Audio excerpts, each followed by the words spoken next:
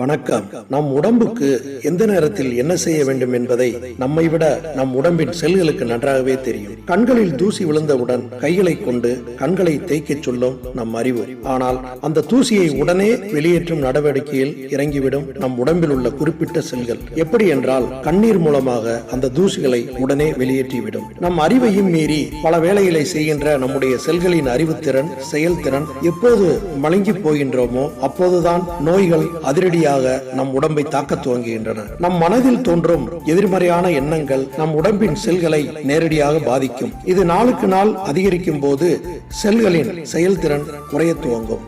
இப்படி 168 விதமான எதிர்மறை மனநிலை எண்ணங்கள், நெகட்டிவ் மென்டாலிட்டி ஒன்றே அல்லது ஒன்றுக்கும் மேற்பட்ட நம்மை தாக்க ஆரம்பித்தாலோ செல்கள் பாதிப்படைந்த நிலையில் நோய்கள் நம்மை வந்து தாக்குகிறது. மனதை சமநிலையில் வைத்திருக்க நம் பாரம்பரியத்தில் சில பயிற்சிகள் உள்ளன. இந்த நோய்கள் குணமாகட்டும் என்று செல்களுக்கு கட்டளையிட்டாலே அந்த நோயிலிருந்து பரிபூர்ணமாக நாம் குணமடைய முடியும். நம் உடலில் உள்ள நோய் எதிர்ப்பு செல்களுக்கு இம்யூன் சிஸ்டம் அவ்வப்போது நேர்மறையான கட்டளைகளை, பாசிட்டிவ் கமெண்ட்ஸ் கொடுக்கலாம்.